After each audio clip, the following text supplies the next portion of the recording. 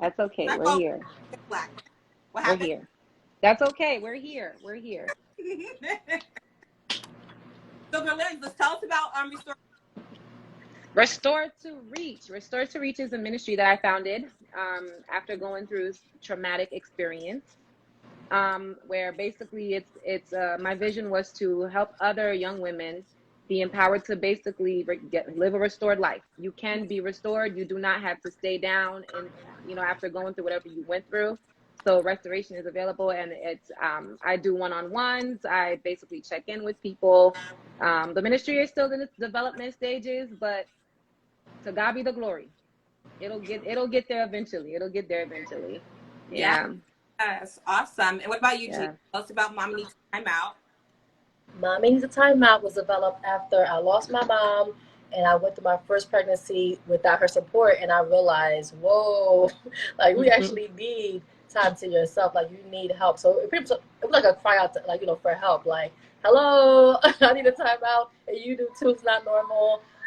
Pre-COVID, we had like events, kid-free events, virtual events, stuff like that. I'm still navigating post-COVID. So a lot of Zoom chats, one-on-ones, and other stuff coming up too. And in the meanwhile, my content is you seeing me just finding myself again, like showing you how I take time out, how I make fun of my motherhood journey through my reels, etc. Yes, I love your For real. real. Thanks. Love it. Thanks. Especially like you're having a rough day, you need a good laugh. Like, girl. Watch Jeany. No, you ready, guys? Ready to get into the conversation? Yes. Ready. Okay. Do it. If you weren't here 3 weeks ago for our last conversation, these ladies were transparent about their experience, about their marriage, their divorce, and their healing process. So the first question I have for you, any of you guys answer first, is what are some mistakes you made in your marriage? Like when we go through a divorce, people often look at the guy, especially if there's infidelity in the marriage, they always just blame the guy. But I feel that we both of us play a role in some of the difficult seasons that we go through in our marriage. So if you're willing to share, for you to share, like, what mistakes have you made in yours? In my book, I talked about how I put other things before him, and like school, like not school, my son and ministry, and just my drive to just build my business, and it hurt my marriage. So what about you guys? For me, I can say I stopped putting myself first, which I know, is God, your family, then you. But me, I don't know where I was, but I put all of me into them, that I just didn't have anything left for myself. And I made it too easy for him to go and do what he wanted to do. And I didn't push hard enough or make it clear enough, like, okay, I need to step out. I want to, do something at church, again, like I used to be active at church, and now I'm just here with the kid every Sunday. I want to, do something too. So I kind of grew more resentful about it versus really trying to figure out, if at all it's possible for me to have a turn to be in ministry again versus just being in mommy mode all the time. Okay. What about you, girl? I really like this question because honestly, I kind of feel like sometimes we play the victim mentality role a lot. Like we play the victim, like we're the one that was hurt, we're the one that was broken, but we do have to assume responsibility because marriage is two people. Yes. So I would say for me, I think I was trying to change my ex. I was trying to change him, and I think that's the mistake that I made, was trying to get the person to be different, like to be how you want them to be. And that was a mistake that I made from the beginning, because if you already saw some patterns and behavior in that individual, don't have the expectation that it's going to change just because you're married to them. So I think that for me, like just trying to change him and just trying to make him to be a certain way when he was clearly never that person to begin with was definitely a mistake that I made. Yeah. Do you think what you saw grew like 10 times more in the marriage? I'll say that. You know what? Times, that's exaggeration, but Well, like you said, like it may not have grown like 10 times more, but it went from seeing it as just like something that was like, because when you're dating, you don't see the person like 24/7, like you're not living with them to see it like unfold in consistency. So for me, when I started to see it as like, this is really who this person is, like this is consistent, you know what I mean? So yes, I think being married exposed me to the fact that, wow, like this is really who you are. Like this is what you see is what you get, basically. But versus when you're dating, it's kind of like you see something, you kind of have a little conversation about it, it changes for a little bit, and then, you know, they dibble and dabble back into it. But I feel like there's a sense of comfortability when they get married. Like when you get married, there's a comfortability, like, all right, now I could really just be myself. Like I don't really have to, you know what I mean? Like I don't really have to change in any way. I could just be me. Yeah. Okay. Last month live, relationships 101, and I was asking about like red flags. So how would you guys find a red flag? Ooh. I would say a red flag is any attitude, any behavior that you see that disturbs your spirit, it disturbs your emotion, it disturbs your mind, because it's alerting you to basically stop. Like anything that is alerting you to take a minute to pull back and evaluate, right? This reminds me of like a verse in the Bible, Proverbs 22 verse 3, I believe it is. It says, basically it says, a wise person sees danger and they hide from it, they take refuge. But a person who is naive, they see danger and they keep going and they pay penalty for it. So I think that, you know, a red flag is something that you see that's cautioning you to stop, but you're not stopping. Like you look at it like that's yellow. Like I might just need a day or two to think about it, but in reality, you really need to like stop and reevaluate. Like, you know, but truth of the matter is, we want it so bad. Like I'm keep it 100. We want this thing so bad that at that moment, it's not red, it's yellow. Sometimes it's green. Let's be honest. Sometimes it's green, and we just keep on going. But hey, that's praise God for deliverance from being naive. I'll say that. Amen. Yes. Amen. Yes. Kind of sort of, but amen. Still working on it. But I agree. I was going to say anything that makes you uncomfortable, justifiably. Like you don't have to like, you're uncomfortable. Yeah, red flag. Yeah. Okay. So what are some red flags you chose to ignore in your previous relationship? Ooh, child. The last one or the ones before that? Wow. Well, we being transparent, so there's no hiding here. We already set the groove to be transparent, so we can't stop here. There was a few for me. I would say overall instability in his faith, just like being unstable. Like 1 minute he knew where he was at, he was going to church, and the next minute it was like, no, he wasn't going to church. So I ignored that. And I also ignored family dynamics, like the way that I saw certain behaviors. I just kind of took it as, okay, well, this is how he deals, you know, with his family or with conflict or whatever. So I overlooked the way that he was handling family interactions, family dynamics. That was definitely a red flag that I overlooked. And I also overlooked his inability to submit to leadership. That's a big one. Yeah, it's a big one. Yeah, when a man thinks that he knows it all, you know, and in the beginning it's so funny because sometimes you see these red flags as the thing that actually draws you to the person. Yeah. Like I remember being in Bible study and he was always the one that was always like had a point or had something to say, and I was just, at first I was annoyed. I was like, why is this guy talking so much? But then at the another side, it was just like he was very intuitive. He wanted to learn more, you know, like, you know, he wanted to grow. He was still growing in his faith. He was searching for more. You know what I mean? Like you kind of start seeing it as like something that maybe could be a good thing. I'm telling y'all, the enemy is sneaky. The enemy is really sneaky. So yeah, those are some things I overlooked, I would say. Okay. I overlooked his lack of healthy friendships around him and family dynamics. just like, yes, you have friends for like 15 years, 20 years, but you see them like every 6 months. You talk to them like, once, like, yeah, they're a friend, but what kind of friendship? When do y'all hang out? When do y'all convene? Like, where's the fellowship here? So I ignored the weirdest of that, family dynamics, how they communicated, just how they do their thing. I overlooked that. I overlooked that he honestly didn't meet what I wanted, like what I needed. Like I always wanted like the knight in shining armor. I know it's not a real thing, but more so somebody who's like protective.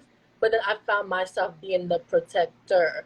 I'm not sure how it flipped, but I end up giving what I needed. Maybe because I needed it. So I mean, maybe I thought You give if it. I show it to you and I give it, you'll do it for You'll me too. reciprocate. Reciprocate, but it never happened. So it was more so I was like the lion holding you down, protective, and I was just like free game for anybody to just shoot up, and it didn't matter. Yeah, I'm not sure. Yeah, that was pretty twisted. Yeah, red flag. Okay. And I talk about my relationship with my father and how it influenced who I dated and eventually married. Did your relationship with your father or father figure influence who you chose to date and marry? And if so, how? You wanna go first? I could speak for me. It wasn't my father per se. My father was very caring, very loving. He didn't really quite show affection per se, but I can't lie and say I didn't have a good upbringing, if I could put it that way. However, what did impact my choices was, now that I learned, I did some soul searching.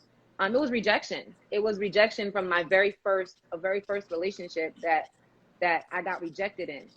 And then I guess it planted a seed in me that all I wanted was to be accepted. All I wanted was for this love that I had, that I wanted to give so much, for somebody to be able to receive it Okay. and to reciprocate it back to me, if that makes sense. So I think my first ever crush on a guy kind of like scarred me in a way when it came to relationships. It was just kind of like, if anybody could just tell me that they liked me or they cared about me, I was it was like, okay, I'll just give myself to you. Maybe not sexually, but I was open to just being in a relationship.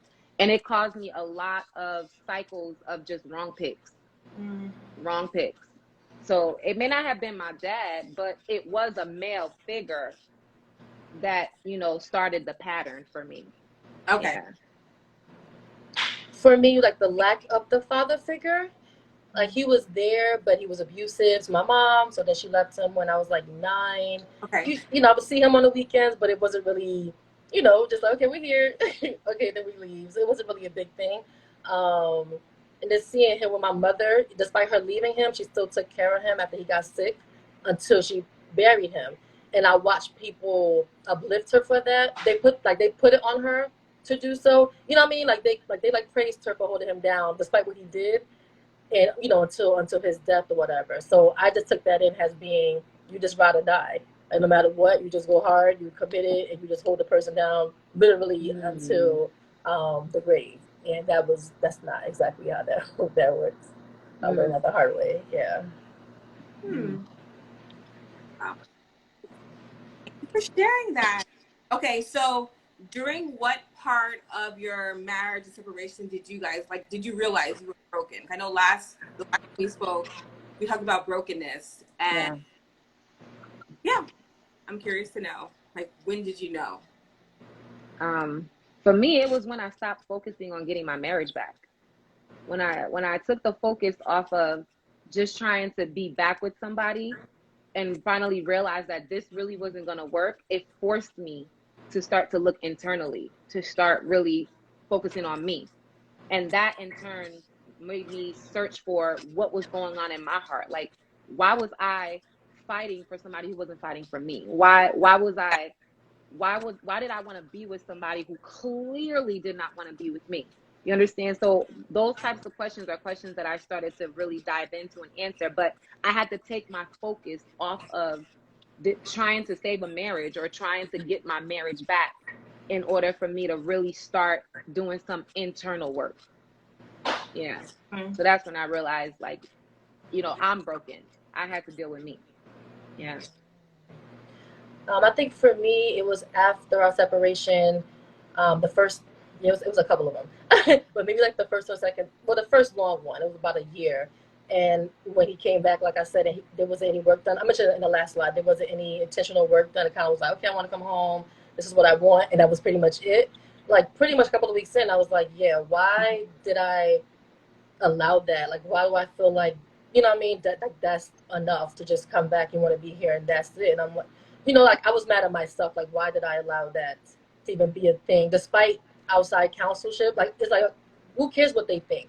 You're living it, and you know exactly what's happening. You hear what's happening, whether they believe you or not. You know what I mean? Like, you shouldn't have to. Like, I shouldn't need somebody else to validate what I know is happening. For me to actually like finally be like, okay, I'm not crazy. It's really happening. If that makes any sense. Hmm. So like when somebody don't like you, they don't like you. You know what I mean? I might call my friend, be like, still, she be looking at me. I think you think she don't. I don't have to do all that because I learned like no, whatever you sensing is there. You don't need an outside figure to validate it for you all the time. When it's like smacking you in the face, the sermon is telling you left and right what it is. Wow. I think for me, I realized that the one when I realized I was like really broken is when I felt like I was the other woman in my marriage. Like I can't connect to whoever that person was. I'm just like, wait a minute, what is wrong with me? Like, am I that desperate? Yes. He was something that I'm willing to be the second in my own marriage. So just like, girl, yeah, let it go. Yeah. Like for me. So what motivated you guys like to seek healing? Ooh, I'm gonna keep it real. In the beginning, what motivated me was I saw healing as just another strategy to get my marriage back. In the beginning, it was just like, maybe if I heal, if I do some work on me, then he'll come back, And when you see healing as a strategy and not so much as something as that's positive for you, then it doesn't serve as motivation for you. You know what I mean? Like, and it's really you that needs the healing. This person don't care about you. This person could care less. So it's about your response to the situation and how you're going to get back on your own 2 feet. So what motivated me at first was I wanted my marriage back. But then I remember in the beginning, God gave me a word. God is funny. He was like, I'm big enough to heal your marriage, but I need you to be reconciled back to me. So in the beginning, I saw what God did. He put that in my spirit because that was what was gonna push me to go to where he needed me to go. As long as I knew that my marriage could be healed, I would seek the healing. But funny thing is, later on, he revealed to me, this was never about your marriage. Your marriage is not going to get back together. This was about you. There was something bigger that I needed to do in you. And then when I realized that, it was like a light bulb just went off. Like, oh my gosh, like there's so much more to me than I actually thought. And it motivated me to see how much God loved me, to take me out of something that was destructive, that could have led me down. I don't even know where I would be right now, And my sister Jeany, 3 kids later, I could have been 3, 4 kids later. And that's when I'm dealing with a whole disastrous, discombobulated situation. I don't know. But God was gracious enough to pull me out of it sooner. I was begging, I was resisting, but he knew what was best for me. So once I saw that, he loved me, and I saw also that I had the strength, like he gave me the strength to push through every single day. That motivated me. And of course, seeing my son, my son was young when this all happened. He's a baby. He was my motivation. He was my motivation, y'all. When you go through something like that in the beginning, you're like, why should I live? I didn't even want to live, But then I realized, I saw my son. I saw how much God loved me. I saw how much I had a support system, my family. And I was like, all right, I'm going to have to get myself together and pull through. Yeah. Then I stopped healing to get a marriage back. I really began to heal for Guerlens. Yes. 1 minute. Yeah. So it was almost like no matter what happened with my marriage, I made myself important. I made sure that, because even if God was to restore a marriage, if you don't heal, you're still bringing a lot of baggage and hurt back into that relationship. So it made me realize that this was bigger than just getting my marriage back. it literally was me becoming a better version of me. Yeah. Yeah. What about you? For me, it kind of branched off like the last pastor meeting I had, like another pastor I had, like an American one. And when everything kind of hit left, he looked at me and said, anybody could have been sitting here right now. Like, I want you to know, like you honestly didn't do, anybody could have been sitting in your seat or whatever. And he was like, I'm going to set you up for counseling with our therapist because I don't want you to be bitter. Like, I don't want you to be dealing with bitterness. Da, da, da. And I was like, okay. But when I went home, the bitterness kept like, because I wasn't bitter, but I was like, but why can't I be bitter? You know, like, this is really messed up. I'm 5 months pregnant with my third child, you know what I mean? And I'm going through all of this, like, all because I'm doing the whole pray for him, oil the bed, and then, like, as a result of me doing all of that nonsense. Forgive me, it's not nonsense. But the result of me doing all of that for the wrong person, that's not what God was telling me to do. It was people telling me to do it, but whatever. This is what I end up with. And I'm like, why can't I be mad for a minute? You know what I mean? Like, I'm the one that got to figure out why I'm going with 3 kids. I don't have family support like that, and I just found myself in Philadelphia in a 1-bedroom with my 3 kids. It was just us, like pretty much like 95% of the time. It was just us. And in that place, like, that's where like everything hit me. Like the failed marriage, my son's diagnosis, losing my mom, because all of that was in process. It was just the cultural thing of go, go, go, go, go. You know what I mean? Work, take care of your kid, blah, blah, blah. There was never time to stop and say, okay, this happened, process it. So in processing all those things, and then going back to childhood, and watching my dad abuse my mom, and, other emotional things I dealt with my siblings, being the black sheep, all of it, just came there. And I was like, okay, yeah, I'm the only person here with these kids, so I can't lose it. If I lose it, I see where they can end up going, and I don't want them to, that's not what I want for them. You know what I mean? I want them to have a fair chance at life. So it started with them. Like, they need a fair, healthy chance at life, at minimum. So it started with them. And then, of course, it comes back to me just, and God just dealing with me. And he just really, really met me in that place. Like, it was a difficult place, but at the same time, spiritually, it was beautiful. Like, it was the first time I really encountered, you say, like your mother covered you, your grandmother periods covered you. That's what I had until I got to Philly. And I really had, I had to grow up in that moment and be like, okay, like, I'm the mother now. I'm the grandmother. I'm the great grandmother that, that needs to be the matriarch of my bloodline and get it together, and not like lose it because they needed to like get it together, and be okay and set the trend for us to be healthy. Wow, that's awesome. Wait, so when did you move to Philly? 6 weeks after my C-section with Jeany. Wow. Mm-hmm. If you don't mind me, why there? Like, did you have?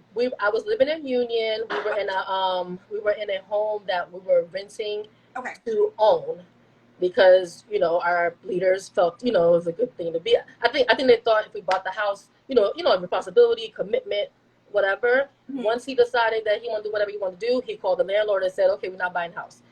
I'm like, "Do any day." Once he did that, landlord, he's upset. You've been here over a year, and now you're telling me you're not there, and you're not buying a house. Well, then you got to get out. So, and I can't afford it because, once again, I have 2 small children. My son has special needs, half-day programs. I'm the one that's home. I'm due any minute or whatever. And one of my siblings' friends, she got a job somewhere else in VA. The lease had a couple of months left on it, and pretty much she just gave me the lease. He paid the rent for it, and I had to figure out everything else somehow. Wow. I don't know how to do that, and that's why I ended up in Philadelphia.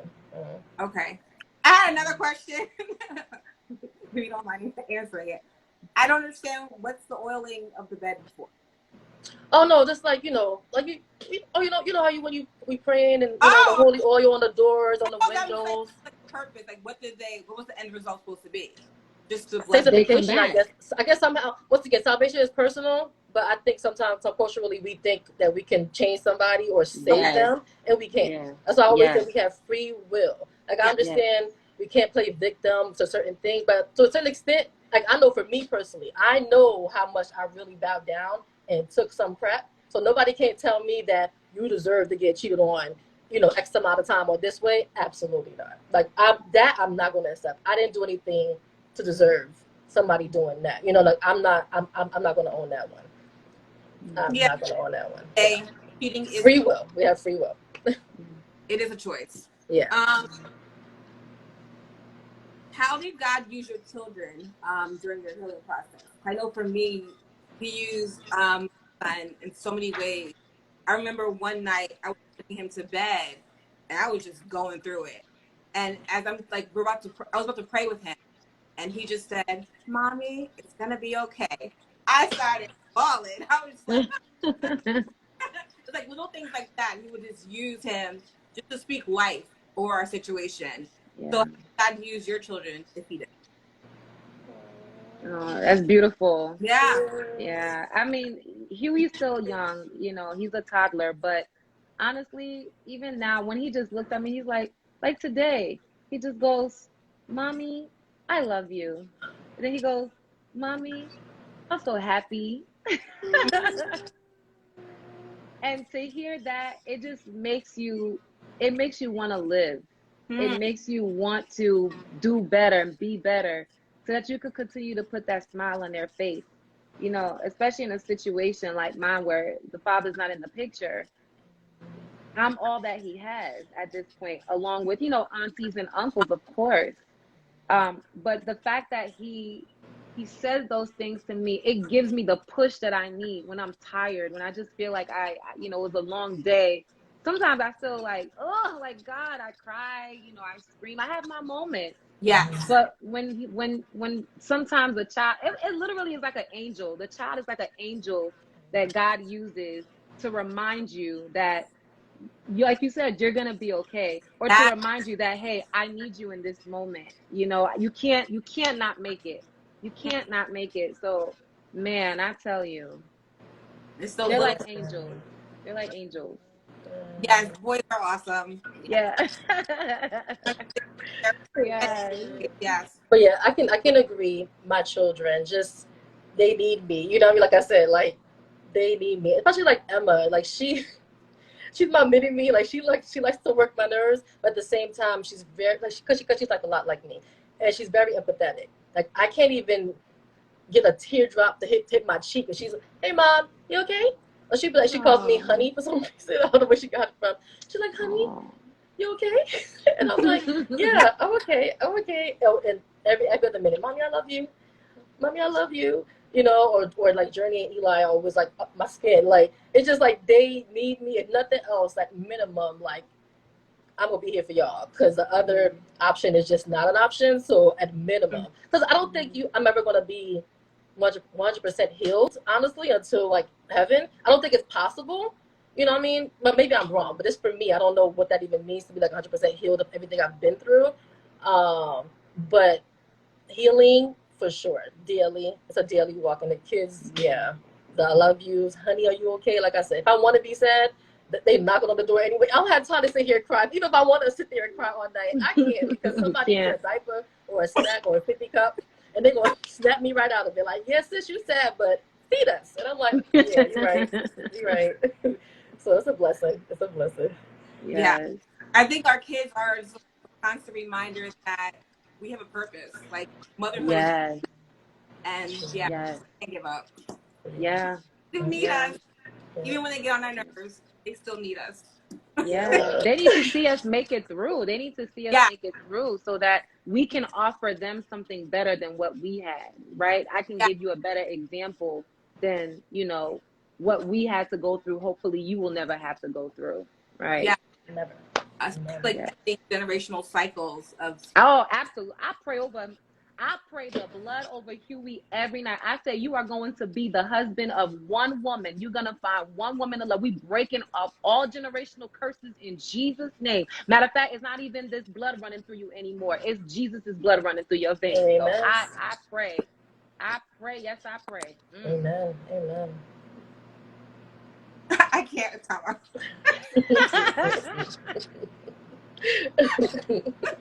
Thanks, Tom Tom. Mess. Okay. So we're gonna talk about dating. More sort of kind of. So when I was in college, I used to listen to this radio station. It was like a Christian radio station, like every night. And there was this pastor. He was having like he had a sermon series on dating. and it was one of the sermons was called "Before You Date, Investigate." I don't know why I didn't apply it to my life, but I guess I was just too broken too. But anyway, he was just A lot of talking times we about are. the steps, things for us to do as singles before we begin dating. So when you hear "before you date, investigate," what do you think investigating looks like? Oh, let me tell you. One of the things that looks like to me when investigating, listen, because demons will expose themselves if you listen. Because a lot of times when you go into a relationship and you just catching feelings, if you don't take the time to really listen to somebody talk, you're missing so much of what they're really saying. Like if you really take the time to just sit there and listen to them, they will expose themselves. The devil will expose itself. Let me tell you. So I think listening is a big one. Instead of just going in and just catching feelings, like pull yourself together, sis, and ask the right questions and listen, so that you don't make the same mistake twice. You don't want to just go in and your heart's just beating all fast, but you're not taking the time to really process certain things that they're saying. And another one of them is their entourage, like just looking at who they surround themselves with, who are their friends and stuff, like pay attention to who's around them, their family dynamic, their friendship, their interactions. I think that's a big key one. And then another thing to investigate, listen, if you trying to lead me, can you be led? Wait, say it again. If you're trying to lead me, can you be led? Like, do you have a mentor? Do you have somebody that you can go to that can pour into you or you can get counsel from? Because I'll give you guys an example. I remember before I got married, my ex did not want to do premarital counseling. He was just like, I'll go to one meeting or two meetings, but I don't understand the point of sitting in front of the pastors. But you see, at the time, I didn't understand that was pride. That's pride. That's basically saying that you know how to do it. So you don't need anybody else to tell you how to do it. So at the end of the day, I think it's important to see, ladies, if you're going to, date a man or whatever, I think that he needs to be able to listen to wise counsel, whether it is, a leader, a pastor, who's above him, who is over him, that can pour into him. Someone Ben asks, what are the right questions to ask? Oh, there's a lot. There's a whole lot. Woo. I don't even know if we can get through them in just one video. Well, you can share a few. You definitely want to find out about them. Like, do you have a purpose? Like, what do you think that you're called to do? Like, what is it that you enjoy? What's your passion in life? And then, of course, ask them about their faith. And not only ask these questions, but look for the fruit. Even after they give you the answer, look for the fruit of it. They might give you one answer, but you got to follow up now. Antonio has a disagreement. He disagrees with about what, Tony? Disagrees with something. Tony, what you disagree with? What do you disagree with? Type fast, Tony. Try to start trouble up in here. I saw the Yeah, I don't know what he was referring to. I know you talked about the person's circle, if they could submit to leadership. What else did you touch on? Therapy. You said therapy, right? Yeah, like counseling. Like, can they, not necessarily that you don't have to be in therapy, but can you sit down? I don't believe I hang with have anything to do with my marriage. It may not.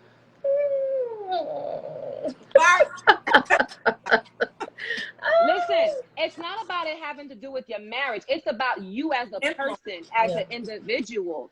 And as an individual, who you hang with, they influence you, who in turn, that personality is what you bring home. A lot of times there's certain attitudes, the mindsets, thought processes that you're getting from a circle of friends.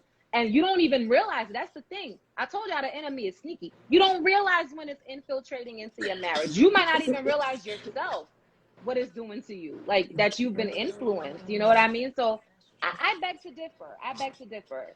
Second, most of these leaders are snakes. They say, "Oh gosh, okay." Listen, so, listen.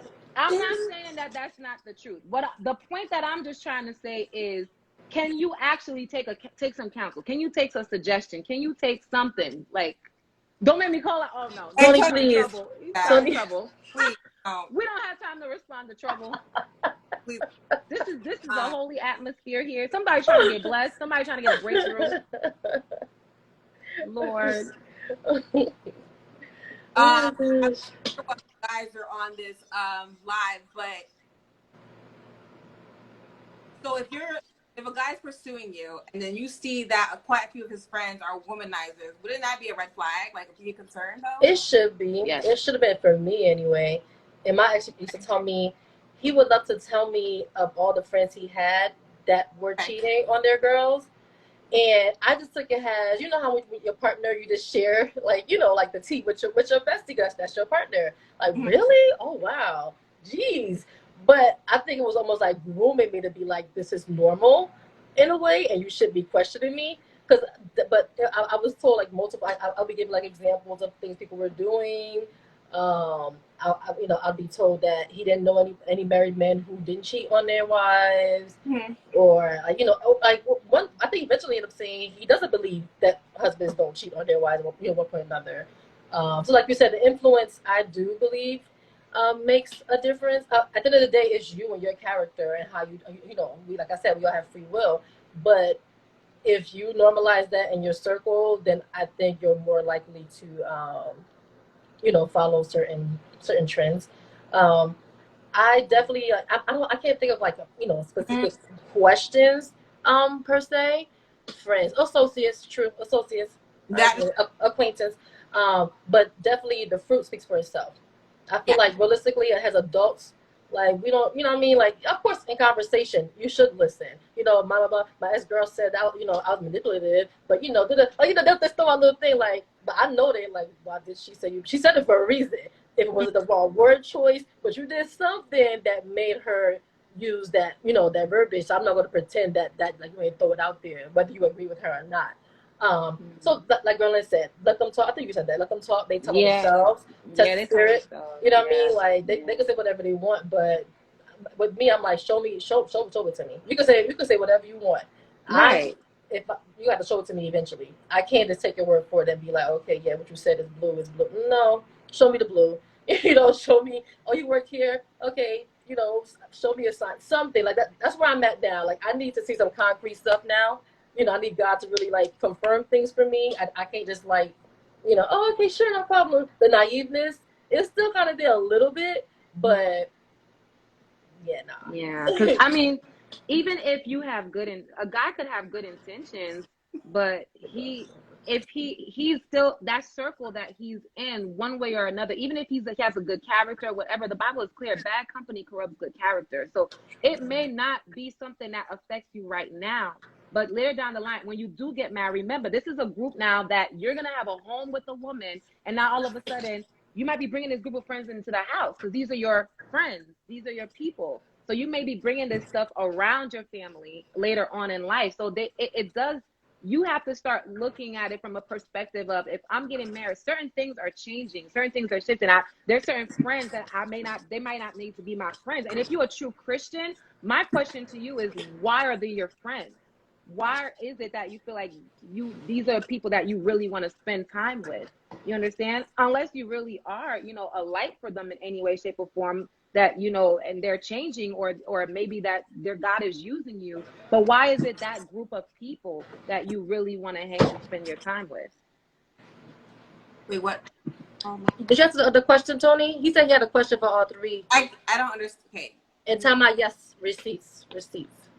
All of y'all feel like y'all matter in your hand rather than waiting on. All of y'all feel like y'all matter in your hand rather than waiting on the man upstairs to make a decision about ending your marriage. No, I didn't make the decision. I like I said, I don't know if you know my story, Tony, but he was gone for a year doing whatever he wanted to do. I didn't do anything. I stayed. I fought for my marriage. I let him back in, and nothing changed. And I still held on until it went to a point where it was like, okay, if you want to leave, just leave. And even then, I still went to God and I asked God once again before I did anything. I asked permission. I prayed about it and I said, God, do you want me to hold on or can I let go? And I know what He gave me in that one bedroom in Philadelphia, that peace of mind that He gave me, that freedom that He lifted off of me. I know He let me let go. You can't hold on to somebody who don't want to be there. So that's what I can say for myself. Yeah, my story is similar. My ex-husband from the very beginning, he basically said, "This is how we can get divorced." And at that moment, I was just like, "No, we're not getting a divorce. Like, aren't you gonna fight for this? Do you want to not fight?" So I stayed. I fought. Infidelity on top of infidelity, and he made a choice. He didn't want to stay in the relationship. He chose that relationship. The free will was there, and I still was fighting for 2 years, holding on, just wanting this to work out so bad, going to counseling, talking to different mentors and people, just really just trying to anything. I was desperate almost to make it work. And then I remember I went into prayer. I went into prayer, and that's where I got my answer. And, a lot of times you're fighting for something that God never intended for you to have in the first place. Let's be honest. I made my choice. When I was about to get married, there were red flags there I chose to ignore. All of those, let's not get it twisted. It's not really red flags. If we can really be honest, it's the Holy Spirit that's really trying to tell you this isn't right. But when you choose to not heed that advice, you end up making a mistake. By the grace of God, he gave me a do-over. Religious folks ain't going to see it this way, but I'm going to tell it like it is. The grace of God pulled me out of a situation I was never supposed to be in. That was not the person that I should have been married to in the first place. I continued into the relationship. All the warning signs were there, but I wanted this thing so bad. I went into it, and I assume full responsibility. And that's why it's important for people to not play a victim mentality, because if you really think about it, there were things there in the beginning that we overlooked. Was it our brokenness? Yes, we were broken, but that's at the end of the day, God loves you enough to understand that you are broken, but a mistake is a mistake, and we have to pay for it. Believe it or not, we have to pay for it. So going through what we went through, exactly, by his grace and mercy, he pulled me out, and gave me a new beginning, and I'm grateful for that. I did the best that I could. This wasn't like you don't want to be with me. Okay, let's just go get a divorce. No, it was, who wants a divorce? I was married till death do us. I was married till death do us part. I was prepared to take this man all flaws and everything. As a matter of fact, like I said, the mistake I made was really just trying to change him. So that means I was ready to accept him with just how he was.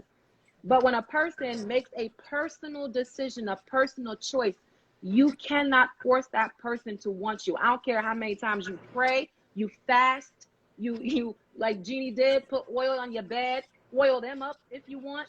Look, I don't That's have any not youth gonna on change here, them up.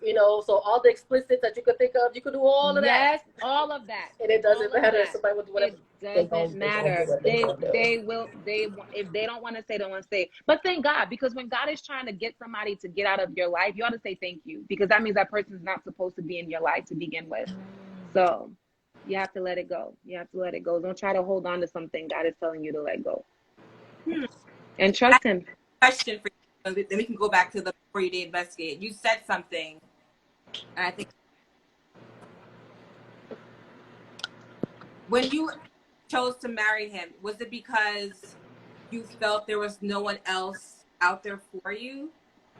Like, I wouldn't say it was that. It was more so I felt like it was almost like everything was, my spirit was not in peace 100%. Okay. But then I heard this voice tell me, sneaking, I heard this voice tell me, it's when you're fighting to be with somebody that you have the most opposition. So in other words, I was seeing the opposition as it brings you guys closer together. Yes. Like it's supposed to bring you closer together. But in reality, that was God just literally trying to bang on the head, bang on the door to say, stop. So for me, it was, I'm committed to this thing.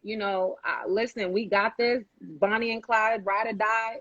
All these people ganging up on us. And he said it too. He was like, I don't know, I'm at peace or whatever. People could say what they want to say, blah, blah, blah, or whatnot. Devils in disguise talking. Demons in disguise talking. So that, you can't see clearly at that moment. And I didn't have enough spiritual sense to understand, if I'm uneasy in my spirit, I need to stop for a minute and evaluate what I'm feeling. It's okay that I'm feeling what I'm feeling, but I'm feeling it for a reason. You understand? But at that moment, I thought the reason was because, we're getting so close to everything. We're getting so close to getting married and stuff like that. So that's why we're facing all this opposition. No, that's not what it was. That's not what it was. But I own my journey. I own it. I own my journey. I was meant to walk this path. By the grace of God, he held my hand. I walked it. I'm still standing. Praise God. I know people that were in similar situations as you, and they chose to go through with it because they felt like they invested so much money into this wedding day. Wow, wow. Oh, because of the money. The money, yeah. A lot of people do that. Yeah, it was kind of like, you know, I don't want to cancel it because everything's already a done deal. But in my head, in that moment, I wasn't even thinking about canceling. I was just thinking about, no, we're about to go live our best life. And, you know, after we're done dealing with all this opposition, it'll all be over and all that stuff. But in my head, I wasn't even thinking about it from that perspective at that moment. Yeah. Yeah. So I remember, I'm trying to think without giving too much information. I was in a wedding before, years ago.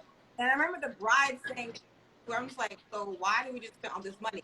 Like before, she wanted to take the wedding pictures before the ceremony. Because she said, just in case it doesn't happen, at least we'll have the souvenir of this wedding day. And I'm standing there like, wait a minute, I just spent money. My hair, alterations, all this, and you're not sure it's gonna work. Yeah. But you want a souvenir? Yeah. I'm telling you, it makes no sense. Yeah. And they ended up getting a divorce years later. It's like she basically, but it's just like, wow. Yeah. She wanted a souvenir. I guess she was at an age, you know what? Let's do it. Wow. Yeah. Wow. That's a lot to put yourself through. I mean, listen, I learned from my lesson. I ain't going down no aisle if I'm uneasy. Yeah. I ain't saying I do. If I'm not feeling it, something, we could be at the altar. If I sense something, I'll be like, Pastor, I need 10 minutes to get, just give me 10 minutes, because I don't care. At this point, listen, I can't make the same mistake twice. You make the mistake one time, that's on you. But after God done worked on you, worked on your heart, healed you, for you to make that mistake again, Lord have mercy. Lord have mercy. And you know, it happens. And this is why we're talking about healing, you guys, because at the end of the day, I feel like divorced individuals, sometimes we feel like we need a partner, especially if you have kids. It's really easy for you to feel like you just need somebody in your life. It's not for you, for the sake of the kids. You need the help. But it's important to heal, because without realizing it, you getting into a relationship you have not fully healed yet. You walking down the aisle thinking that you're happy, but really it's a cover up. It's filling voids. You know, that's why you gotta make sure you're completely healed before you walk into another relationship. And I told God, I said, Father, I'll wait. Listen, I'm the one that detoured. I'm the one that came off the track of your will for me. So God, right now, I'm gonna wait. You putting everything in motion for me. So I'm gonna wait for your plan now. I'm gonna wait for you now. I'm not gonna go ahead of you no more, because I done messed it up too many times. I screwed up too many times. Wow. Was there anything else that you wanted to add to the whole before you date, investigate? Like, yeah. I mean, those are the top three for me. Listen, be aware, pay attention, and ensure that, you know, you both can sit before somebody, you know, instead of you just, as a man, there's nothing wrong with you being a man and wanting to be the leader. But if somebody's trying to give you some wise counsel, you gotta be able to listen. I gotta be able to see that, you know, you're not just like, man, I got this all the time, you know? Yeah. Mr. Curve. Everyone has their flaws. I agree. Has said about perfection, right? And that's where discernment comes in. That's when God, you really have to lean into God for confirmation. Because you're right. There's no perfection in anybody. You have to work with some people, you know what I mean, and grow together in some ways. So I completely agree. There is no perfect partner out there, for sure, for sure. But definitely just trust what you see. And some things you see that you don't like, if it's not regulated while you're dating, it's going to explode when you get married. Like, without you doing the intentional work, about the therapy, the counseling, the prayer together, all that stuff, it's going to explode even worse in the marriage. Like, the marriage is not going to make it simmer down and chill. It'll simmer for a minute, and then literally it's going to spill over and go insane if you actually don't work on whatever was behind certain behaviors, certain Right, actions. right, Yeah. right. And there are flaws I believe that God has made provision for. If y'all are supposed to be together, there are flaws that you're not just, trying to get over, but God will give you what you need in order to Yeah. to actually make it work or work on it together. Yeah. True. I agree. I don't remember where from, maybe from another live, how marriage was our flaws. Say it again. How what? Marriage will expose flaws. Marriage exposes your flaws. Yes, Oh it does. yeah. Yes, it does. It does. I would It agree does. to that. Yes. Always tell them look for what your friends have. Please speak on that. Most females I give advice to is always them looking for what their friends have. Speak to that. Ooh, that's a whole other story. Because Yeah. the thing is, you got to keep your eyes on your own lane. Yeah. You trying to build your own relationship. Not everybody's relationship is really what you see that it is. That's one. True. And Yeah. number two, you Yeah. need to. Yeah. Yeah. Why would you want Your what your first friend mistake have? is Like, saying, are you your friend? I think that you need some healing. You got to deal with you at that point, because like you can't want what they have because you're not wanting the same person. So even like that's a the family comparison dynamic, the spirit. friends, like you don't know what's behind what they doing. Like you see what they have, but she drive a nice car, but her daddy co-sign. Like you don't know, you know what I mean? Like you assuming they bought it together, they bought a nice house, but you don't know if their family all pitched in and held them down. Like I learned that the hard way too. Like you don't know what's happening in the background, how money is flowing, how whatever sitters, they're on vacation, they have a grandma, they have a ninin in the house. You don't know. Meanwhile, you don't have nobody, and you like, I want to go vacation. Why can't I go? But you don't know what they have in their reserves. All you see is just the actions, but you don't know what kind of support system, what their money look like, don't look like. So yeah, definitely like stay in your lane. Account looks like. Oh, I said what their bank account looks like. Some people are debt. Yeah. Vacation. Well, going on these vacations, trying to impress people on social media, and then it's like, yeah. Even them things. What's some things that when you go like once or twice a year, and you buy like once or twice a year. Timeshare. You know, like that's the part. Like I didn't. I was like, oh, that's how they're able to. I didn't know how that worked. Like you don't know. You just see them going, and you don't know what's behind anybody's actions. And like you said, you don't know anybody's pockets. You don't know. Like stay in your lane respectfully. Yes. Yeah, yes. marriage is work. Yeah. Yes, it is. Yes, it is.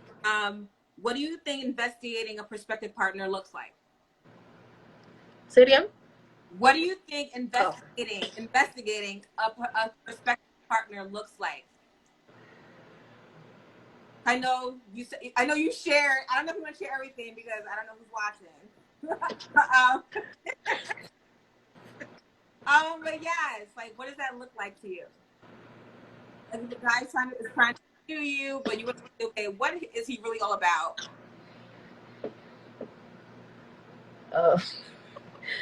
In the practical, it's like a regular person. I'm CIA, and not like ridiculously. It comes to me easily. Anybody I encounter, I'm like, God, I don't want to waste my time. 24 hours, 48. To be patient. Whatever I need to see, Lord, let me see it. And I had to encounter with somebody online, before, and he was all nice and respectful. I don't have no kids. I wish I did. I want to take you out for coffee when I fly in. Blah, blah, blah. All the nice things. And then something just he was like, oh, something told me. He was like, well, I was on a flight, but we're in New York because it rained or whatever. Me, girl, I'm from the tri-state, first of all, so I know the weather out there. I was talking to my friend. There was no rain. So what's that? I was like, so now just, LinkedIn, and then I find the wife and the kids or whatever, So I personally do research on that level and the spiritual aspect too. I kind of just, they both blend for me anyway. I don't take anybody at face value. I'm still working on it not being like too, too much of a thing, but I don't know. It's what I need. I need some receipts, honestly, because I've been lied to on certain things, and I'm like, until God tells me otherwise, I need receipts on that end, and I need to see your fruit. You go to church. Okay, bet. What church do you go to? And do you go every week? My grandfather used to be a pastor. I used to go to his church. Oh, so when I saw you in the church, you know what I mean? Is it virtual? Because I'm virtual. I'm not judging. My kid, I'm virtual. Where are you virtual? Here's where I'm virtual. Certain basic things. If you can't answer the question, you know what I mean? And you grow, like, you're 40. You should know, like, a scripture or two by then. If you're claiming that you're a Christian, you're like a true man of God. Where are you leading me? If we meet up, are you all touchy-feely right away? You know what I mean? Are you already trying to get, certain things they just tell on themselves. Like, you can't, don't ignore that part. I was trying to make a point. The whole female thing. He's thing. the only guy here, so he's trying to speak up for the men. Oh, okay. All right, Antonio. We appreciate it. So was that it, Jeany, for you? Yeah, test the fruit, like we were saying before. They tell on themselves. Just listen, ask the right questions. Don't be scared that you're gonna run them off. If you run him off, then he probably wasn't for you, or you have work to do. So either way, it's probably was a good thing. Yeah, that's a good point. Don't be afraid. Don't be afraid to ask certain questions. Don't be afraid to speak your mind and speak up on what it is that you really desire and what you're looking for. Like, don't brush over on anything, because what you brush over on now it's not going to be so pretty when you try to deal with it later on. It's better that you deal with it now than you go down the aisle with stuff that's still underneath the rug that you have not dealt with. So air the dirty laundry now. It's okay. Don't be afraid.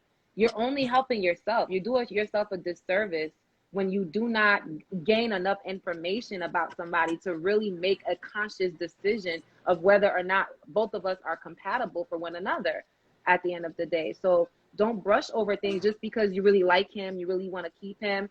Listen, there is no shortage of men in God. There is no shortage out there, okay? Whoever you're supposed to meet, you are going to meet them. You're going to meet them. God has that person for you. So don't sell yourself short because you think that there's some kind of shortage. Don't do it. Mm-hmm. That's true. Does he really have to go to church to qualify?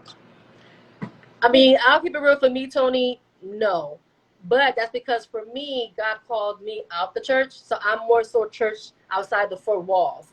So I'm referring to brick and mortar. You have to be, deacon and da da da da da. For me, I'm saying no. But do you know God? Are you reading your Bible? Or do you have fellowship somewhere? Bible studies. Like, what are you doing? Like, you still got to tap in somewhere. For me, it can't just be that we on this freestyle and you still need accountability and fellowship one way or another. But for me, I'm not necessarily saying you gotta be in church every Sunday because, like I said, I'm not. I'm virtual because of my situation. So I'm just, it's more to it. But no, You're still attending virtually. I did true. I am. But at the same time, I think I've been scarred. That's probably what I should say. So I'm not really, you can't win me over with the whole you go to church and you pay your tithes and you were part of all the meetings. Okay. That don't mean nothing to me anymore. That means nothing. I don't care what instrument you play, what you sing, how often you go to rehearsal. I don't care. You have to pass the house for dinner. I could care less. That honestly kind of turns me off a little bit. So I'm not even gonna lie. But I'm still praying about that, working on it. But that's just not for me. It's not for me.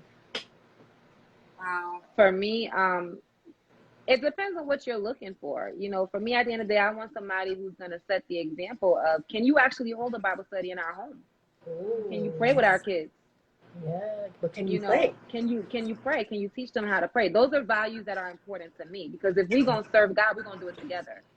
So if you are, nothing against you if you don't go, we're just not good for one another, So I'm not going to make the mistake of getting or being with somebody that I know that's a non-negotiable for me. That's a non-negotiable for me. That's something that I value, and I don't think I should bring my values down just because we want to be together. Because being together with somebody that you can't uphold what I value is not important to you, there is no together. We're going to end up at some point. So for me, that's a value that's important to me. Kindle said, I need a man after God's heart. Amen. Yes. Amen. Amen. Yes. That is important. I was listening to a podcast, I think it was last month or so. I forgot what the topic was. But the wife shared how there was a guy that was pursuing her. I guess she was either visiting a church, and she said the pastor came up to her and told her, nah, like, run. So do you think it's important, or would you do this? Like, if a guy is pursuing you, would you inquire about him at his church if he's active or not in a church? I would inquire because, again, you, like Jeany says, certain things, if they're important to you, you're gonna make sure it is what it is. It's real. You're not gonna just take somebody's word at face value. You could tell me you go to church all day, and then when we get married, I find out you never actually had a church. You never went to church. So again, this is the whole "where are you leading our family" type of situation. So I would inquire, not in a sense to be like nosy or like stalkerish, but I'm looking out for me. I got to look out for me. Who's going to look out for me at this point? I got to look out for myself. So if it's necessary for me to go and ask some questions about you, yes, I want to know your truth. I want to know what people in the church are saying about you. I want to know what your leader has to say about you. Absolutely. That matters. Absolutely. Because your reputation, that's what we're talking about, your entourage, your reputation, those things speak volumes to who you are, your character, your integrity, all of that. It speaks to it. So I would, not to be like stalkerish, but again, to look out for me, to ensure that I did my homework and I did my research when it came to this. Yes. And it's important that you have to be careful who you ask in the church. I remember there was a relationship I didn't approve, someone that I really cared deeply about. And I spoke to that pastor and it's like, why are you encouraging this? And their response, oh, they make a nice couple. I'm just like, that's it. Wow. Like, wow. That's it. Like they look good together. I guess they fit apart. Anyway, they ended up breaking up years later. But I'm just like, stuff like that kind of turned me off. Okay, you're not someone fighting as a leader. If I needed to ask for get counsel from. Yeah. Agreed. For me, it's not the end all be all.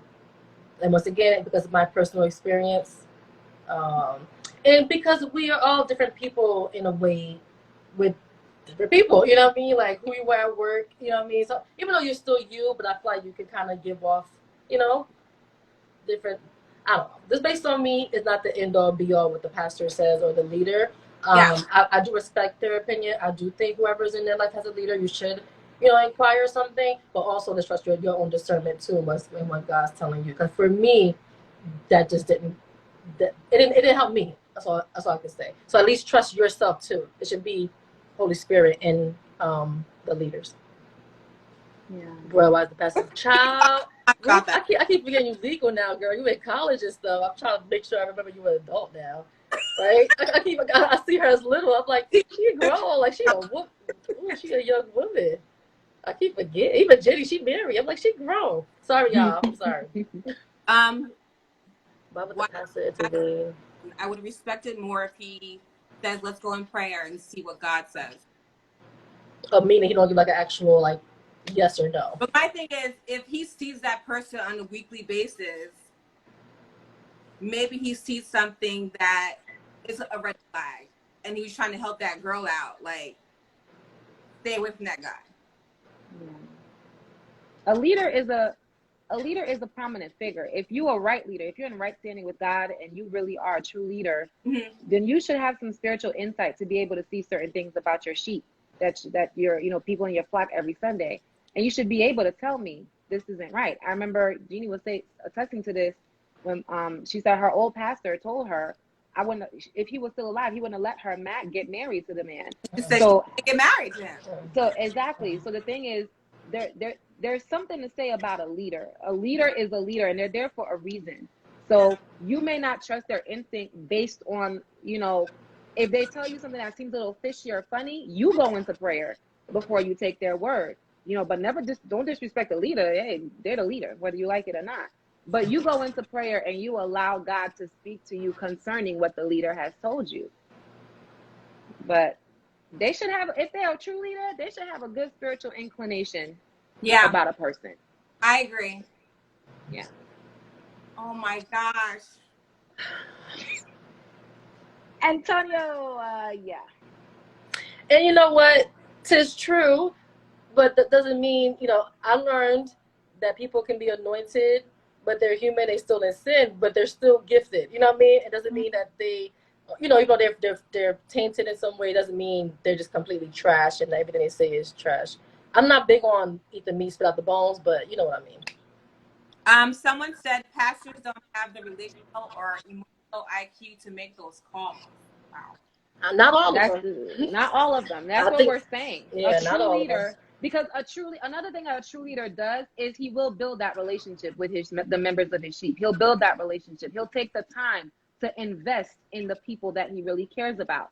So a true leader is not one that's just on the pulpit, just preaching every Sunday and collecting offering and letting you know how much numbers came in. That's not a true leader. A true leader is one who can not only lead you spiritually, but cares about every single facet of your life. Cares about who you're dating, cares about who you're surrounding yourself with, cares about certain relationships that they see you around. That's a true leader. You know what I mean? That's why I said it's a true leader, somebody who's truly called by God for this work. And then leave space for him. They're human, and biases sometimes is there. Even if it's not intentional, the bias is still there. Yeah. Someone else said it's not just spiritual. True. Mm-hmm. I know, Guerlens, you talked about their relationship with their family members. Yeah. Yes, it's not just spiritual. It's not. You got to be able to see everything, because there are guys who are hiding in the church because they know that's where a lot of sisters are. Let's be real. So they go to the church and they scoping out. So it's not just spiritual. You got to keep your eyes open for what you see outside the church. Because when y'all dating in the pews? I don't think so. We going to movies and stuff, right? So yeah. Not just spiritual. Do you think how they handle their money and budget is important to you? Is it important to you? How they spend their money? The dating phase. Some guys like to impress you. They want to shower you with all these lavish things. Is that a red flag to you or a concern? It doesn't impress me anymore. I was gonna say that much. Yeah, it doesn't impress me. Yeah, to me, it depends on if every single time we have a fight and then you try to bring me something nice, I'm gonna start asking questions, because is that your way of handling conflict? You just wanna buy yourself out of the situation. You don't want to talk. You don't want to do anything. So buying things for one another, I think, has its place in the relationship. But I do think that talking about money is definitely something that should be discussed when you're dating. Yes. At some point, you guys should figure out who's the spender, who's the saver. Yeah. True. I agree. I would expect my friends to do the same, so it would make sense for a pastor to look out for you in the same way. Are your friends opinions important to you? Do they matter when you're dating?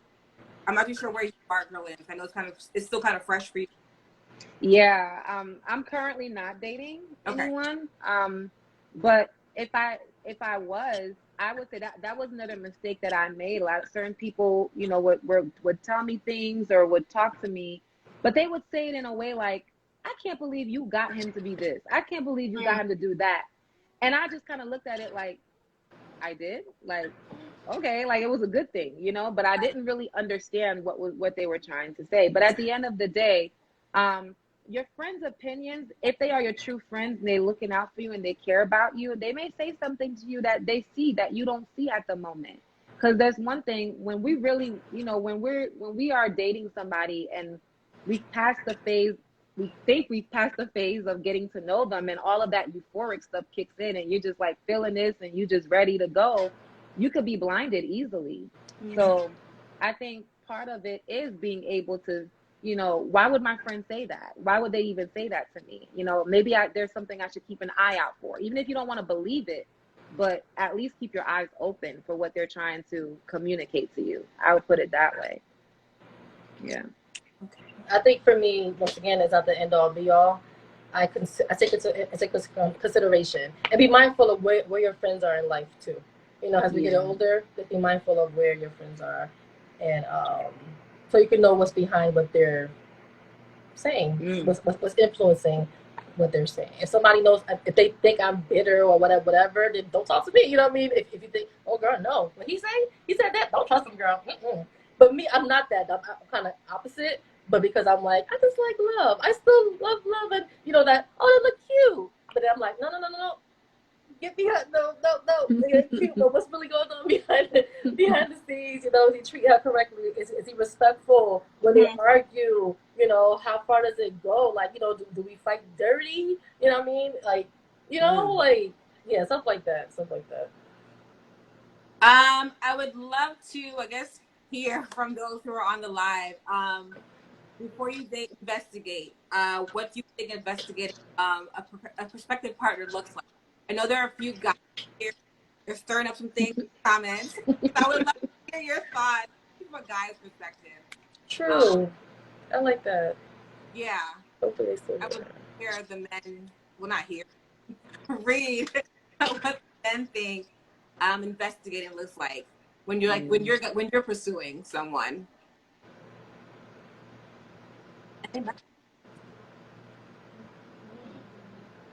Oh, yeah. What? Rude, you are killing me with these comments, though. No such thing. You don't investigate or look for anything in particular, Tony? What you mean?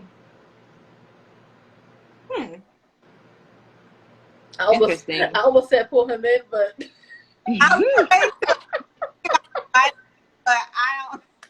afraid.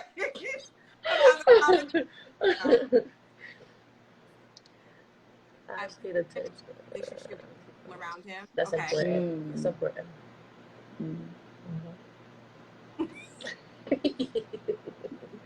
Wow. You just knew your wife was it, and that was it. There was nothing specific that you look for. You didn't vet her? I'm assuming they knew each other before. I was in their wedding. Oh, you were? I was. What do people say about him? How does he act along with you and around his friends and family? And when you're not, okay? When you're not around, that's the part right there. Still? What's up, still? Hey. My wife used to hate me, Jeany. I know. It always starts off that way. Yeah. Random.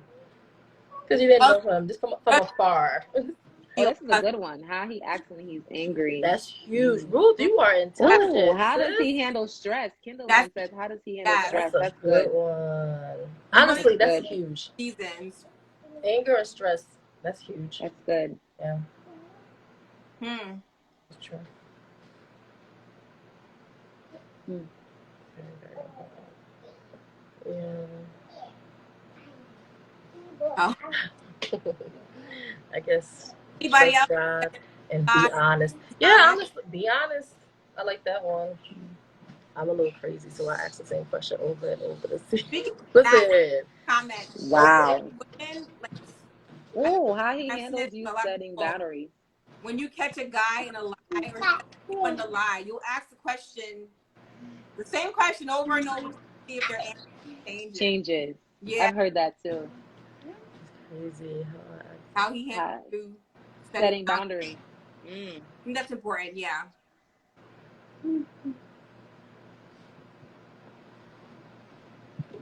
Anybody else for what investigating a prospective partner looks like? That's so good.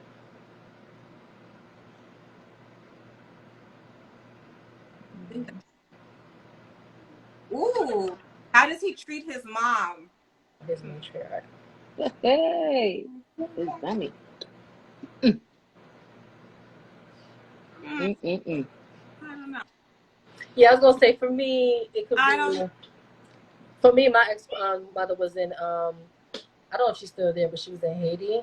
Okay. And he had a stepmother. Like, you know, it was cordial. Like, but it was like, you know, yeah. But that didn't really work in my situation. I think where things go left and right is trying to change the person. Yeah. Tony, that's true. I told you that's the mistake that I made. I did was make sure John and I weren't related. Child, I don't even know my father's side of the family, so That's why I'm not just doing any more Haitians. Judge me if you want to. I'm just not going to chance it anymore. Sometimes their moms very well, but she still treats them like I trash. agree, Jerla. I I've seen agree.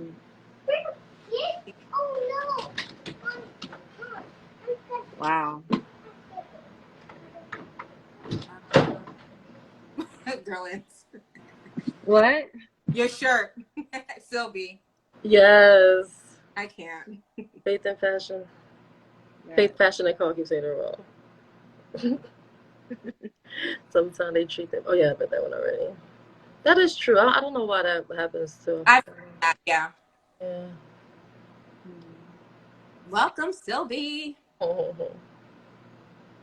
We're talking about investigating a prospective partner before you date, Sylvie. I would love to know your thoughts on like what does that look like? If your mama's boy. Do you think that is a red flag? Mama's boy. To a certain extent. Okay. Yeah, to a certain extent. How they respond, like, can you give advice about, certain things when it comes to the mother? And if you do, is that like a whole argument? Like, you can't say nothing about her. Don't mention her name. Like, if it's all of that, I'm not. You can have that. Marry your mama. Yeah. I was a picture of what advice he gave me when he had done. About to go through their social media. The social media? Investigate social media. I don't know. Nowadays, I feel like people can have like secret accounts and fake pages like TikTok. You can be like really random, let somebody really see your face in a video or something. I mean, but it can help. Yeah.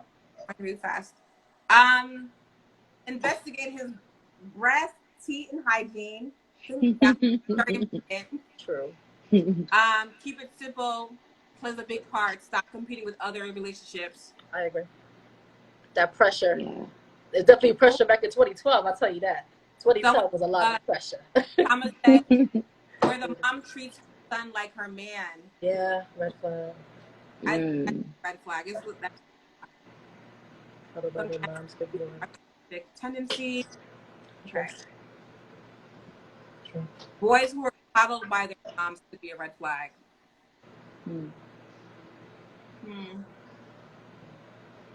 I agree. Wow. Y'all are beautiful. Oh, thank you, Kazaya.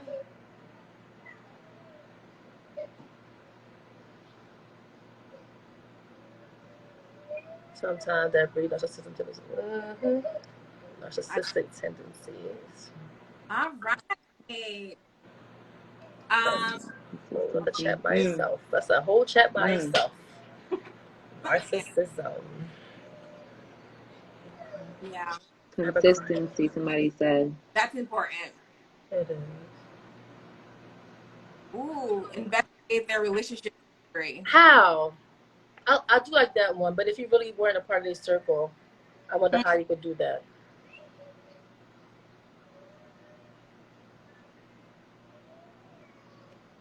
I have a crying child. I guess you could investigate if they've ever had like a long-term relationship. If not, why not? Yes, ask questions, like the right question.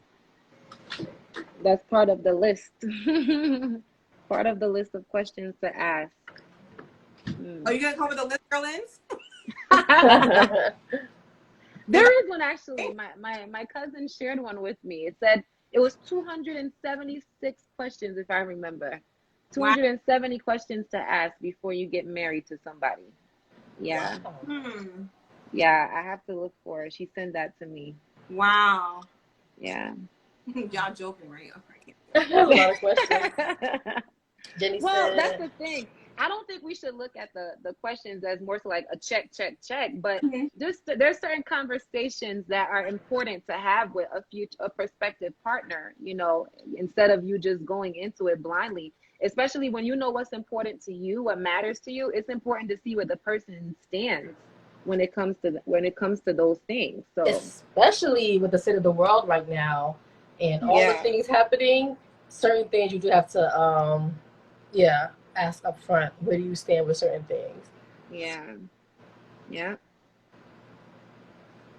She said, "What advice do you give?" Did you read that already? How to deal with my own problems. See what they say about their exes. Narcissistic men always have something negative to say about their ex, and they never wrong. Making sure our values align. Alignment is important. A couple to wait until the marriage council to have hard. A lot of couples wait until premarital counsel to have hard combos. None one mentioned the chemistry I have with each other. No, that's there. We just know to not let that be like take over. Well, I could say for me anyway, for it's not like lead, the relationship, the chemistry. How do you invent chemistry? Like, is this say it again? I didn't hear you. He said no one mentioned the chemistry y'all have with each other. But yeah. I don't get it. Yeah, like chemistry is an important thing to have. Getting part. Huh? Like, do you gel? Do you vibe with the person? Yeah. Like, can you joke with each other? How does that apply to this question? Can you have fun with one another? Can you just be still with that person and not be awkward? Like, you can have chemistry with that person, but doesn't mean that person's for you. True. Yeah, absolutely. Yeah, true. Absolutely. It sure don't. True love, wait. Or right too. Chemistry doesn't get you through the tough days in marriage. I think that's important. Wow, that sums it up very well. I love you for some days I don't like it. Yeah. Those are things we learn when we get married. Yeah. We have to process that. It's nah.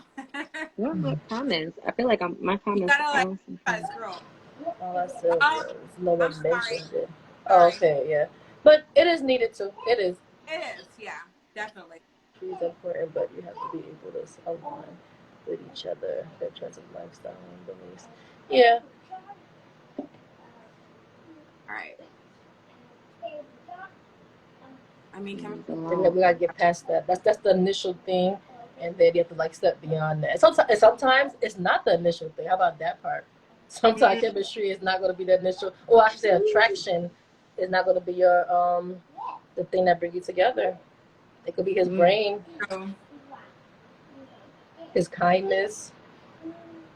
Not saying he's ugly, but not like your typical, type. The work-life balance, yeah, that's important. Yes, Sylvie, thank you for saying that. Yes. What did you say? Big conversation beyond the surface, like. If y'all have, what I'm saying is, if I have chemistry, you can tell if he or she is lying. Doing a deep conversation. Big questions. I'm trying to read really fast. I can't. Yeah. I don't even see any more comments. Mine just stopped coming. Oh. It's kind of going really fast. Yeah, just make it. Yeah. Appreciate your transparency, ladies. Did you guys have the opportunity to read the book? We did. I didn't get to finish it yet. Okay. I finished it. But I finished it. The transparency, and I'm inspired. Yeah, it was. If y'all don't have the good book, read. Buy the book. Yes, buy the book. Yes, please. Buy the book. I did finish it because I have to hide it from my kids. Because if I leave it out, they turn it into a coloring book. So because it's out of sight, I keep forgetting to actually finish it. But it is good though. Get the book, and then go on Amazon and leave a review. Yes. Oh, that's what happened. Just buy from Amazon, because if you don't buy it off of Amazon, they won't let you leave an Amazon review. Oh, I didn't know that. Yes, they're being difficult. They're saying it looks suspicious, but all these people trying to leave a review. Oh. Yes. They're sharing your stories. Review on Barnes and Noble. Oh, 4 hours. Oh, it's past my bedtime. Let me stop. Yeah, I think someone was able to leave a review there, but Woodleen, did they fix the issue? I don't think they did. They like the book. Thank you. On the last chapter, yes. Really well written. Purchase my memoir. It's called Still I Smile. 2 hours. It came out 3 weeks ago. I pretty much am transparent and vulnerable about the experience from my childhood now. And I just really pray that as you read it, you'll just be encouraged. Yeah. I sure did finish it. Mhm. Oh, thank you. He knocked it out in 2 hours. Like after we did our live 3 weeks ago, a few people purchased the book, so I really appreciate the shout out and support from you guys. Yay. Really, it's very, especially like Jeany said last time, to put myself out there because I'm that girl. It's just like kind Yeah, of Woodland, this whole thing changed you so much. You're like, yeah. I was like, Woodland does lives now. No, I do not. She does. Right? And She's she talking sharing her about story. that. She's tagging. I was Yes. like, okay, sis. I see You you. don't know how to do all of this. No. Also, my bank account said no, like big party. I really wanted to do, but no. I have goals. I'm trying to save up. We all are. Things for me and my son. So Yeah. I chose we all are. for a party. You know, I love events, but virtual will do. IG live. Yes, I'm out there, but really, I'm really appreciative of all the support you guys have given me over the last few weeks. If you haven't purchased the book, I really encourage you to do so. If you know someone who's like a painful Jungle juice, Tony. Jungle juice. a painful divorce, a painful like childhood experience, I would recommend that you just gift it to them. You know how my testimony will just be an encouragement to them. Yeah. When the class is coming. If you're gonna host it for me, hey, I can see myself in a lot of the situations Willie mentioned. I'm very proud of you. Oh, thank you. So good. Yes. That's so good. Like some of you who are on this live have known me since before I got married. So just to see or just to read about my journey and stuff that you didn't know about. Yeah, it took a lot. It really took a lot to just write it and put it into a book. Out there. Yeah, put it out there. Seriously. Yeah. Now that's healing, okay? Yes, yeah. That is healing. Yeah. Yes, God. I did a lot of crying, but I'm just grateful that God got me through it all. He kept me, kept my son. Amen. Yes, he's been so good to us. Yes, he has. He really has been good. I just look forward to like the next chapter of my life. And you're well, guys. Just to hear your story in our last conversation, I didn't know that you guys went through so much. Of course, when people say, "Oh, she went through that," but to hear from your mouth, it's like, "Wow, God is faithful." Like, yes, he is. Yes, he is. He can turn any situation around. He can, because like when you go through a divorce, especially if it's like because of infidelity, it's embarrassing. It's really humiliating, especially if it's really active in the community, especially in the Haitian community. I felt like hiding. I felt like going under a rock. I was like, this is not happening. Yes, every time I went out to a church event, I just felt like all eyes were on me. Like they're whispering. They probably weren't whispering, but that's what I felt. Yeah. So much shame. It's a lot of pressure on you. You know, it's a whole lot of pressure. And sometimes we put it on ourselves because we're just still dealing with it, especially when it's so fresh. You're still dealing with a lot of the wounds, a lot of the scars and everything. So you're just like trying to just be in and out of places. Yes, I didn't want to go nowhere. I did not go anywhere. I don't want to talk. Oh my God. I wasn't in the community, so it was easy for me because I was in Philly and I was in South Jersey for a little bit. And when I came back, I don't care. So I'm just different. I don't really care. What I learned is everybody got something going on in the background, and I just pray to God that you get through yours, you know, respectfully, and you don't go nowhere near what I went through. That's all I care about. I could, but no, I'm not intimidated. I don't care what you think, because I know the ones suffering in silence. I know the ones who did the work. You know what I mean? So I just learned to just not envy anybody because you don't know what's going on in the background. So respectfully, I just pray for you and yours, you know, and hope that is nothing like bad going on in the background. But just for me, I don't feel nobody thing. You can't label me. It's hard for me. For Guerlens, like you were really active in the community. You so know, it was my did hurt. That It was a lot. It hurt me a lot, but you know, I had to pull away from my community. But the crazy thing is, I didn't pull away because I didn't want to be in my community anymore. I pulled away because I needed more. And that's what a lot of people didn't know. I needed more spiritually. So I had to go to a place that could give me that, Yes, in that season. yes, And so I did what I had to do for me.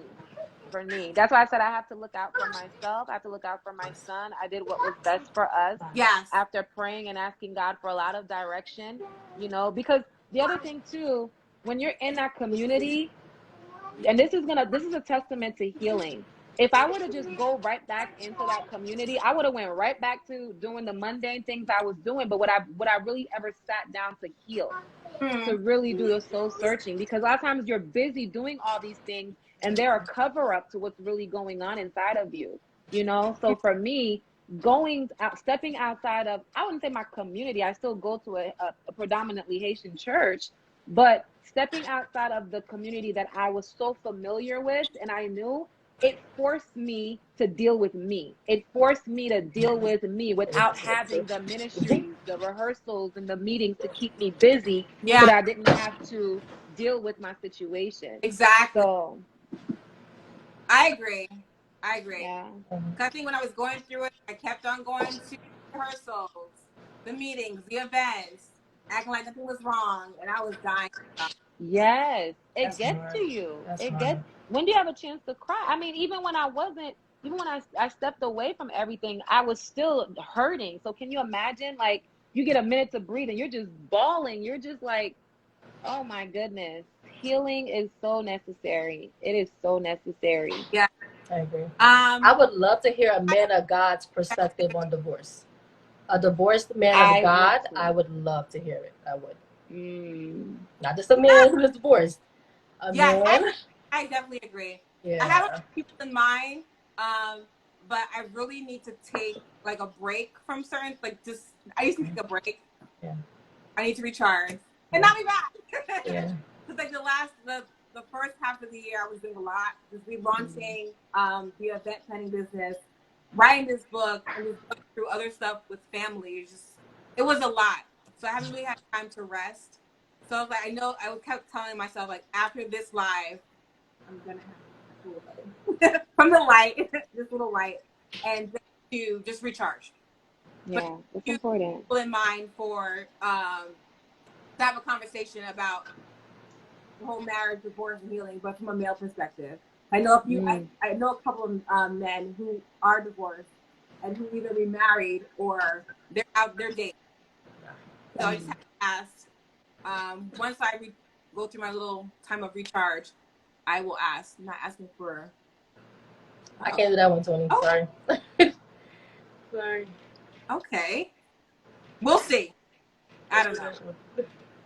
I got to be careful who I bring on this. I mean, just a Christian man. Just make sure, you know what I mean? Just like where the mindset is, I guess is what, like it's not like a Okay. worldly mindset, Okay. Mm. but definitely practical. I really appreciate you ladies and just taking the time out of your schedule to have this transparent conversation. Is there anything you want to say before we let these lovely people go? Thank you. Thank you so much, Woodley, for having us. Thank you for sharing your story with us. Thank you for your transparency, and just having the guts to just write your story. I'm sure it'll help a lot of people, who are going through. Some people are still suffering in silence, not because they want to, but because this is their season to be buried. Mm-hmm. This is their season to be in their cocoon. Like Jeany was in her cocoon in Philadelphia. That was her season. I see that as a place where God is just trying to grow you. So if you are going through something, and maybe you're going through something similar to what all three of us have gone through, just know that God is for you, that you can make it out, that you don't have to stay there. You won't stay there forever. Just trust God, continue to pray. Don't neglect the village that God has placed around you to help you through this difficult season. Mm-hmm. And thank you all for wanting a part two. We didn't know that we were popular, y'all, but I guess we popular. They wanted that. Yeah, I had a few people DM me asking for a part 3. I'm like, no. Oh my God. I'm like, let's get the part 2. But yes, I really appreciate your transparency and just your vulnerability, just to be able to share your testimony with us. I know it takes a lot of courage, especially with things being kind of still fresh. Yeah. And also, what's your IG? I'm at Restore to Reach on IG, and I'm at Guerlens Desir on Facebook. And Jeany, any last words? Yes, thank you respectfully for allowing us to share our experiences from our vantage point. My just word of advice is just take all of our experiences, because they were all different in their own way. Yeah.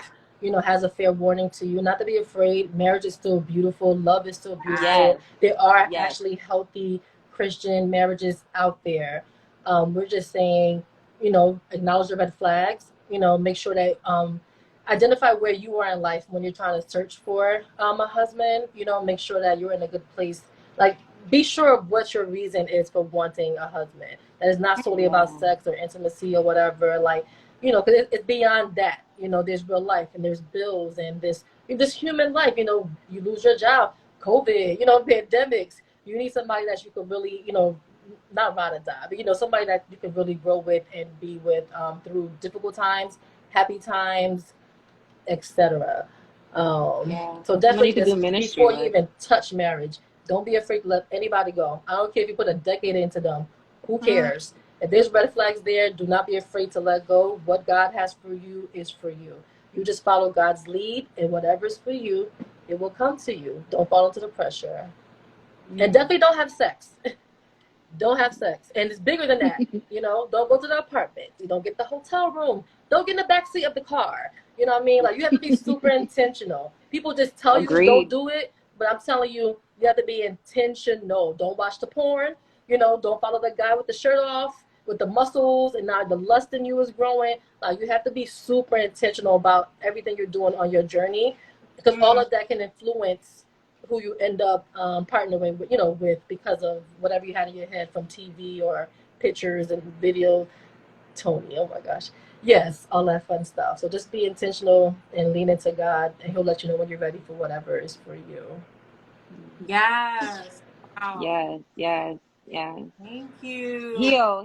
I just want to tell people, heal. That's one thing I'm learning from all three of us. Heal. Don't jump into another relationship just to try to cover up what you're dealing with, what you're going through. Heal. If you need to reach out to somebody, reach out. Go to counseling, go to therapy. Do what you need to do to heal. And spend a lot of time with God for you. Spend a lot of time getting to know your Father, your Creator. He will tell you who you are. He will tell you what's for you. He will tell you all about yourself. You don't need a person, a spouse, or, you know, a significant in your life in order for you to be the best version of yourself for the kingdom of God. So I would say definitely take the time for you. Do the work for you. That's going to make you the best person for when the time comes for you to be in a relationship, in a meaningful marriage. Do the work on you. Heal. Yes. I think Tom put your IG handles out there in the comments. And also, if you like, at the top left corner, you can see their handles as well. You can follow them. Be sure to support what they're doing. I've been watching you ladies. I'm really proud of you. And I'm excited about what God's going to do in your next chapter. Hopefully that's a wedding invite. Let me stop. We receive it. I don't want to find out through the shade room. I mean, I'm gonna be in the shade room. I already told y'all that, so don't be surprised. Yeah, Jeany gonna just pop up married. Literally, literally, Guerlens is the whole prophetess. Don't sleep on her. That's exactly what I'm gonna do. That's exactly what I'm gonna do. For certain people, they're gonna be like, "Wait, what? Here's my 1 minute reel of me getting married." That's exactly what's gonna happen. Yeah. We receive it. Yes, I was listening to a podcast today. It was about a couple who, I guess they met Instagram. And one thing that she said, I'm trying to end with this, is that, what did she say, Beyonce? He's a reflection of God's love for her. And I was like, oh my gosh, I want that. Like, I know there are people who kept on talking about it's not always spiritual, but I think it's the foundation. That's the foundation. As far as how they're going to treat you. But yes, thank you again, ladies. Until we meet again. Until we meet It was again. fun. Thank Until you we guys meet again. again. I hope you guys have a wonderful evening. And if It's you Yes, 9:50. I smile, head over to Amazon.com and get yourself a copy. I have mine too. Yes. I finished it. What happened? I have mine too. I finished it. Yes. Again, thank you. God bless you. Yes, thank And you. continue. Have a great one. Be blessed. Good night, guys. God bless you all. Don't believe those quotes back.